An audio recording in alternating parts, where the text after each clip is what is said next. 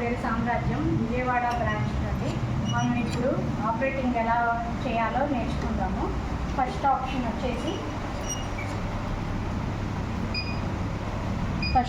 వచ్చేసి pen drive చేసి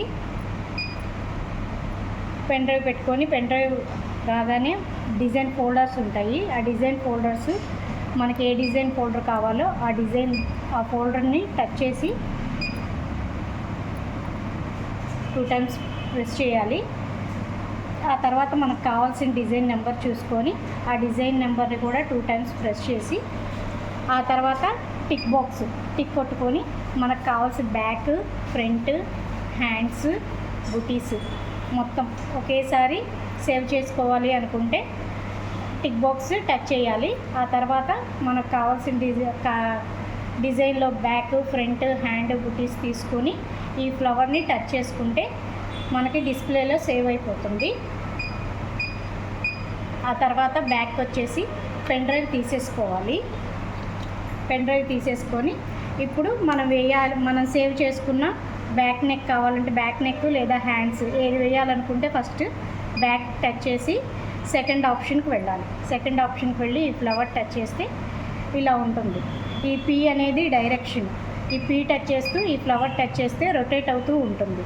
మనకి ఆది బ్లౌజుని బట్టి ఇక్కడ ఎక్స్ అనేది పొడవు అయ్యింది, వై అనేది వెడల్పు వచ్చింది.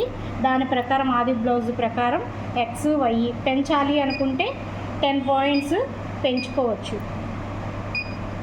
అలాగా లేదు తగ్గించాలి అనుకుంటే 90 ఇలా తగ్గించుకోవచ్చు.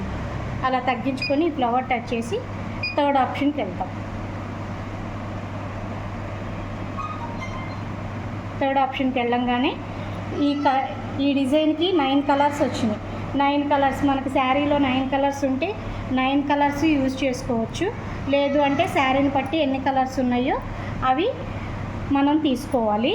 మనం ఏ నీడిల్లో థ్రెడ్ పెట్టుకున్నామో ఆ నీడిల్ నెంబర్ టచ్ చేస్తూ ఈ 8 డిజిట్స్లో కూడా మనం కలర్ అనేది నీడిల్ నెంబర్ అనేది ఇవ్వాలి.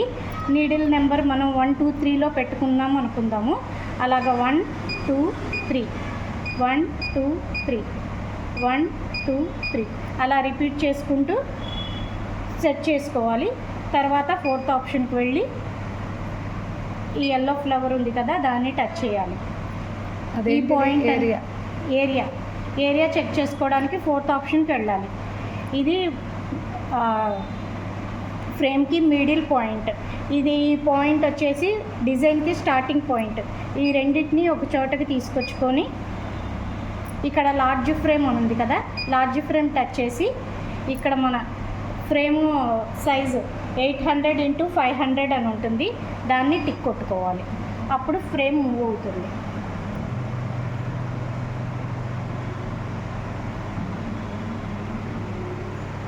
ఇప్పుడు 2 పాయింట్స్ ఒక దగ్గరికి వచ్చినాయి కదా.